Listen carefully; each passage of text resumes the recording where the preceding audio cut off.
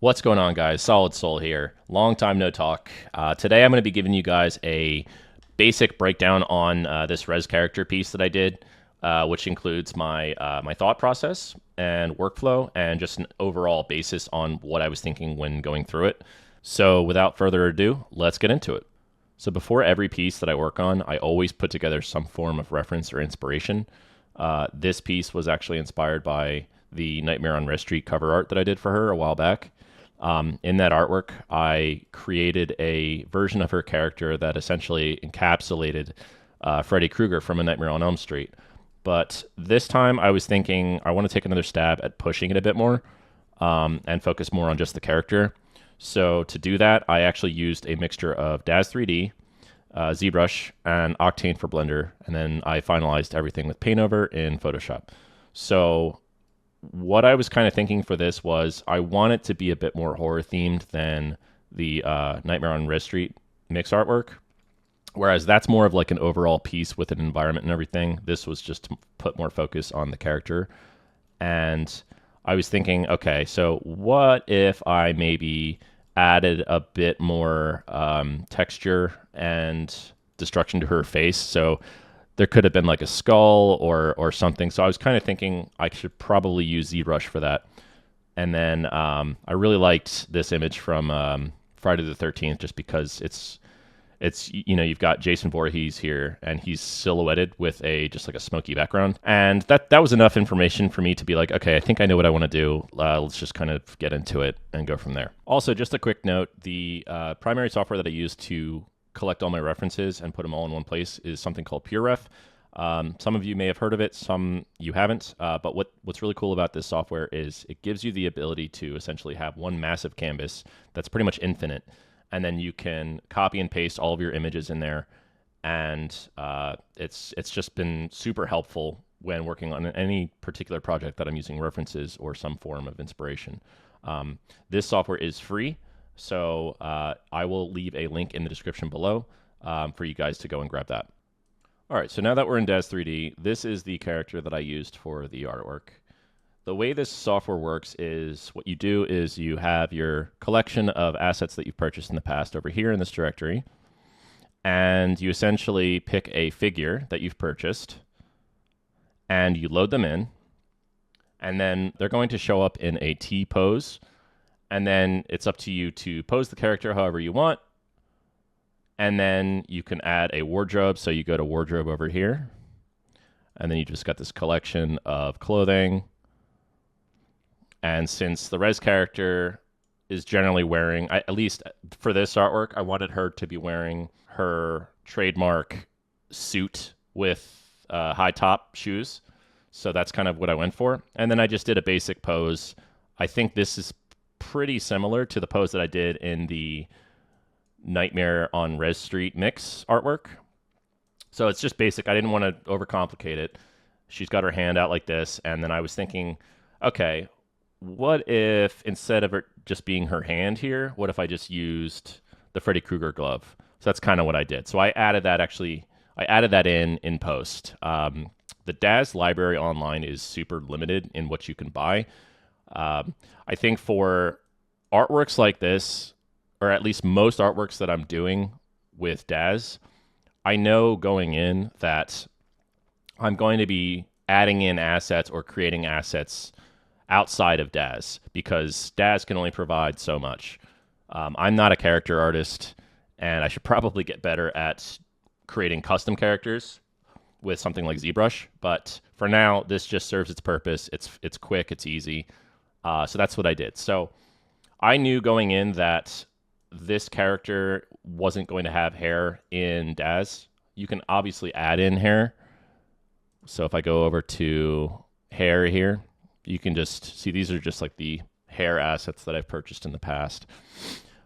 And then you can add hair. Like, so if I just click this, it'll add hair to the character, which is really cool. But I knew that I was going to be adding in the hair in Blender later on, so I just left the character bald for now. And once I'm pretty much happy in Daz with the character, I just go over to here to File, Export, and then I just export the assets. So I usually export as an OBJ. So I think this is the OBJ that I exported. So I just called it standing. Export that, and then import it into Blender. And I'm going to show you guys what I did in Blender to kind of progress the character further. All right, so now we're in Blender, and as you can see here, we have a render preview of the character in Octane. I think what I'll probably do is I'll create a separate video giving a bit more detailed breakdown of Octane for Blender if any of you guys are interested in trying that out. I think you do have to pay for Octane for Blender now. I think it used to be free when it first came out. I could be wrong. But yeah, I just wanted to go for Octane with this piece in particular because I've always loved Octane and Cycles, which is the Cycles is the native render engine for Blender. It does have a different look. They are very different in certain ways, and yeah, I just wanted to try Octane for this. So it does provide a really cool look to the render preview. But as you can see here, the character is very different from when I created it in DAZ 3D. But what I did was I actually just altered the character a bit to maybe play into the Halloween theme here. So I altered the face. I think I imported a skull assets from my library, and then just kind of had some fun with it in deforming the face just to kind of play into that horror theme a little bit. Here is the Freddy Krueger glove that I also acquired online. I probably could have made this, but again, wanted to save time, and I already had it, so why not? And then yeah, I made some changes and adjustments to the to most of the, I think the torso. Like if you look here, I have the shirt, but if I hide this shirt, you can kind of see that there's a ribcage underneath. And this, I think I got this from DAZ 3D as well. So what I did was I just posed it in DAZ. It's a figure in DAZ here. Like, so if I pull it up, you've got a skeleton here. Throw that in, pose it similar to the character in terms of the proportions and everything, and then just throw it back into Blender, and then you've got a skeleton version of your character. And then added some Ghost Rider spikes here to the shoulders, just because why not?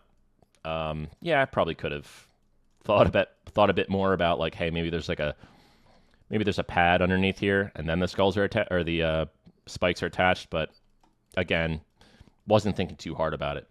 Now, as far as the Rezz glasses and bulbs and the hat, these are all assets that I've either created, like the glasses I created, the hat I think I just acquired somewhere, and then the hair. This is from DAZ, but it was not imported through with this character. This is hair I think that I've altered just because I really love the way that this hair looks on in Octane. So if I let this load, you can kind of see how it has really nice strands and detail, and you can always adjust that as well with the alpha. So here, actually, I'll pull that up real quick. So if I go into the hair material here, and we go over to alpha, yeah, here. So we have the opacity here. And this gradient map is essentially dictating how thin the hair is based on the map, the opacity map is. So if I were to crank up maybe the white, the hair is going to be a lot thicker. So if actually here, I'll bring the black all the way down. You can kind of see what's happening. There's just less individual strands, and it's just more of the overall shapes that you have in the original mesh. So I kind of just played with it a bit, at least to the point where I thought it was, you know, decent. And then, yeah, that's kind of the setup for the characters. So, like, you can see there's hair missing here, but based on the shot that I was doing, which is kind of like this, it's really not going to matter. And if we look at the character of Rezz, she's got her hair in the front here. That's kind of like the most prominent feature. So that's kind of what I sticked with here. And then, yeah, from that point, I essentially, yeah, you can see, like, I have light set up, right? I think I did some basic 3-point lighting here. We've got our, let's see, we've got our ambient light here, or we've got our primary light source, which is here. We've got our rim light in the back, which just creates some form of, like, outline for the character, just kind of add some contrast. And then I think I have a side light here, which is more of like an ambient light. Not so much though, it's kind of dark. But yeah, once I kind of got to something that I was happy with in the render form, I render that out, bring it into Photoshop, and I will see you guys in Photoshop to kind of just go over the basic breakdown of what I did to kind of finalize the render. Okay, so now we're in Photoshop, and here is the final render that I did. So I think the first thing that I do is I have my render here, which is the base form that comes from Octane. And every single time I do a render from any 3D software, I'm always going to render out a few things.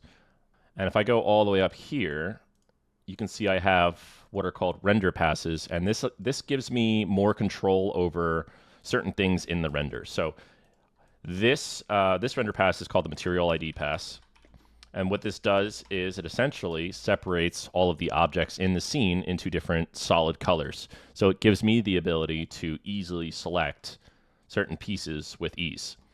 I didn't really need to use this too much. I think for this particular piece, all I really relied on was the Z depth, because all I needed really was just an outline of the character, like the full selection of the whole character. So what I did was I have my Z depth pass here, which is, it's kind of dark, but it really doesn't matter, because what I do is I go into image here, adjustments, levels, and then I essentially crank up the highlights and then bring down the shadows. So if I just crank them together like this, now I have an alpha image that gives me the ability to select the character and the background.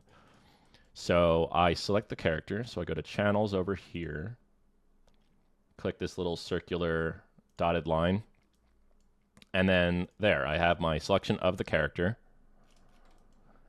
and then separate it by copying the character, Control C, Control V, and now I have a separate character to use. And what I did was I was like, okay, I was thinking, maybe I just add some smoke or whatever to keep it simple. I did not want to go crazy with the background because it was more about the character than the background for this particular piece.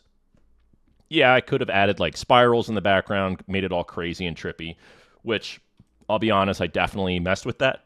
But I think overall, I kind of was just happy with just some basic atmosphere for like smoke. So what I did was I brought in some Dust Cloud photo pack assets that I acquired through PhotoBash. I think it's called photobash.co or photobash.com. I forget the URL, but I'll link it in the description. So I brought these in, and the reason I really like these a lot is because versus standard smoke textures or photos, these actually have more granular detail in them because they're obviously dust clouds. They're not just smoke. And I thought that'd be a nice addition to the piece because it would provide a little bit more texture in the background instead of it just being, you know, a pretty simplistic smoke photo. So before I even bring these into the project file, what I like to do is create a variation that matches the color of the background. So to do that, I essentially duplicate the layer, and then I go into adjustments and I go into hue and saturation. Then I just bring it to a closer color of the background that I was thinking. So I think in the image, it's kind of like a blue, green, cyan color. So I just mimic that here, go to hue and saturation, and then I just move this hue over to like more of a cyan color. So I think this is probably fine. It's a little bit more blue, but it's fine. So desaturate that. So this is good. And then one other thing I think I sometimes do is I'll actually multiply it and desaturate it and then just turn it down and merge those together. So now it's not a full, like if I go to the original, most of the smoke cloud it's like one brightness and then it kind of fades off slightly.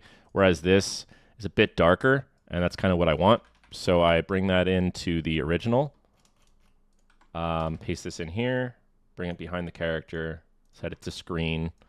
And now automatically, if we just look at the thumbnail over here, it already looks cooler just because the characters, there's so much more contrast. You've got that silhouetted character similar to the Jason photo. And I just play with the smoke. So like, I think I wanted more emphasis on the character up here instead of down below. So I essentially just, you know, reshape this, maybe make it a bit smaller, right? And then maybe make a layer mask so I have it revealed currently. And then I just use the erasing brush, the eraser, erasing brush. I use the eraser with a standard soft brush, and then just very slightly paint out, you know, where I don't want it to show.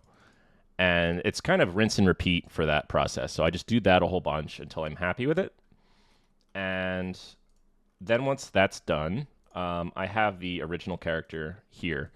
And what I did for the original character was I brought in a photo texture of Rezz's glasses, like a real photo, because I wanted a bit more fidelity in the bulbs, because I could push the glasses in 3D, but again, it's all about speed. So to speed that up, all I do is bring in, here's the photo that I used, which is just a photo of her. And then I isolated the glasses. And the way that I actually modeled these glasses was that these glasses are pretty much a recreation of her actual glasses. So I made sure that the bulbs are all in the right places, so that if I were to overlay a texture on top, it'll match pretty well. So yeah, once I do that, I just isolate the glasses and then just essentially move the bulbs around to their respective places to add some more realism. So if I were to hide this, you can see it just looks 3D. Well, it's because it is. But if I add the photo texture, it just makes it look better and more realistic. And then after that, I just add a little bit of glow on top just to kind of bring some more emphasis to the bulbs or the LEDs. And then I think I added a smoke trail as well, because I think without the smoke trail, it looks cool. But I think the smoke trail just provides a little bit more emphasis on the environment around her. So if I turn all the smoke stuff back on, since this character, if you were to think this character is now in an environment where there's actual smoke or dust particles flying around her. So if that were the case, you have the light emitting from her glasses, which is a red light. And if you were to think about that red light interacting with the dust particles in the environment, those dust particles are going to obviously shine in a red light, right? Or a red color. So this just helps ground the character in the environment even more so, which just adds a cool effect. And once that was done, I essentially added, you know, all this atmosphere around the character, was happy with it. And then I was like thinking about a title randomly. I was like, this could be cool if I named it something. Then I thought of the R rating for movies. And obviously that starts with an R. So I was like, okay, rated R for Rezz. That's kind of cool, even though, you know, it's not official or anything, so it really doesn't matter. It's more of like a fan artwork. So what I could do is make a logo like this, which is essentially just it's just an altered version of this, which is the official rated R symbol.